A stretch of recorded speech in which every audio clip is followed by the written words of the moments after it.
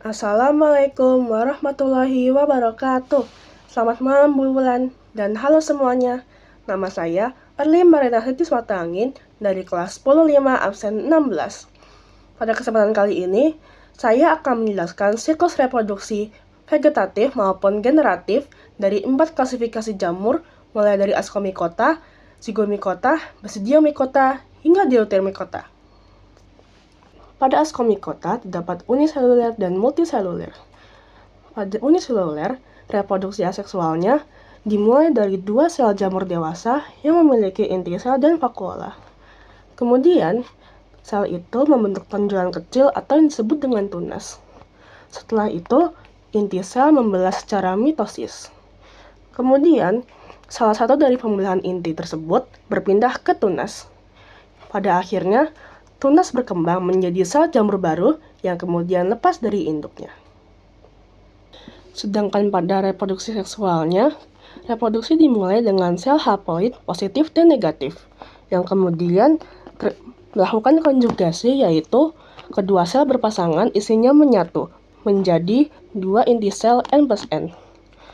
Setelah menyatu, kedua sel ini bergabung menjadi inti haploid atau 2N.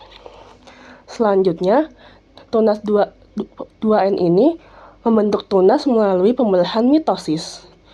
Selanjutnya, terjadi pembelahan meiosis, di mana inti diploid mengalami pembelahan menghasilkan beberapa inti haploid. Kemudian, inti-inti haploid ini dibungkus membentuk askus, yang pada akhirnya membentuk askopora dan tersebar dan berkecambah menjadi sel baru. Selanjutnya, Ascomycota multiseluler. Pada reproduksi seksualnya, reproduksi dimulai dari hifa haploid negatif dan positif bertemu, membentuk ascogonium dan antheridium. Selanjutnya, terjadi karyogami atau peleburan sitoplasma, tetapi inti belum menyatu, terbentuk hifa dikaryotik N+N. Hifa dikaryotik ini berkembang membentuk askokarp atau tubuh buah. Di dalam askus, terjadi peleburan karyogami atau peleburan inti, terbentuk diploid 2N, inti diploid 2N. Selanjutnya, inti diploid mengalami pembelahan meiosis, menghasilkan 4 inti haploid. Kemudian, terjadi pembelahan mitosis menjadi 8 inti haploid, yang akhirnya terbentuk 8 askospora dalam askus. Kemudian, askospora dilepaskan dan berkecambah menjadi miselium atau hifa haploid yang baru. Selanjutnya, pada reproduksi aksesual dimulai dari miselium haploid membentuk conidiofor. Pada ujungnya dihasilkan conidia melalui mitosis. Kemudian conidia dilepaskan dan tersebar. Jika kondisinya sesuai, conidia akan bercambah dan membentuk miselium atau hifa haploid baru yang identik dengan induknya. Selanjutnya kita masuk ke Zygomycota. Pada reproduksi seksualnya, reproduksi dimulai dengan hifa positif dan hifa negatif bertemu, yang kemudian membentuk gametangia. Setelah itu, terjadi plasmogami atau peleburan inti, membentuk zygospongarium muda. Sampai akhirnya, zygospongarium berkembang menjadi memiliki dinding yang lebih tebal. Kemudian, terjadi karyogami atau peleburan inti, menjadi inti haploid 2N. Pada kondisi yang sesuai, terjadi pembelahan meiosis, di mana spora membentuk sporangium. Kemudian, sporangium ini menyebarkan spora dan pada kondisi yang sesuai akan berkecambah dan membentuk hifa atau miselium yang baru.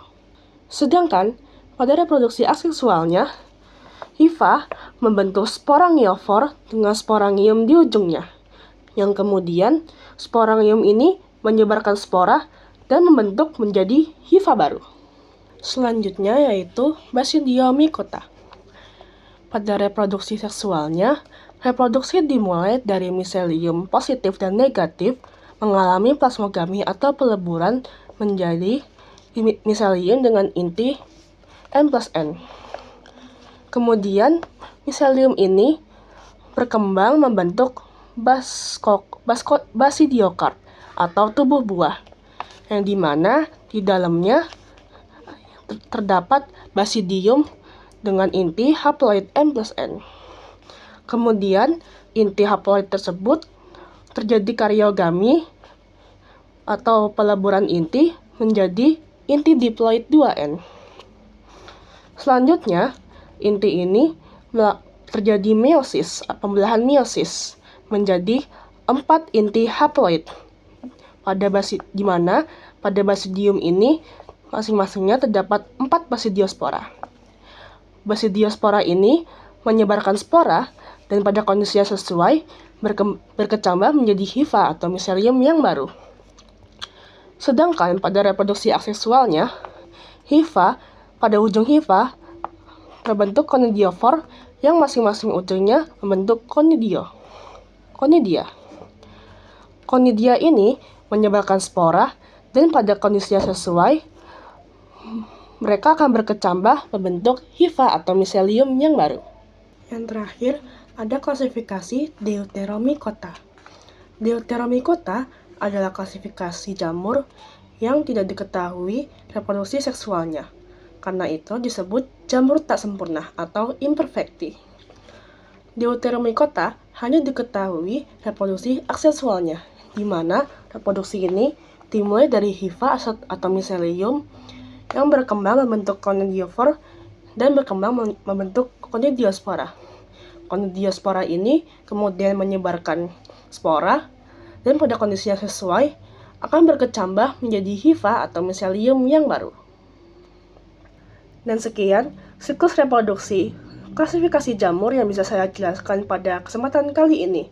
Terima kasih sudah mau mendengarkan dan mohon maaf apabila ada kesalahan dari perbuatan maupun perkataan. Wassalamualaikum warahmatullahi wabarakatuh.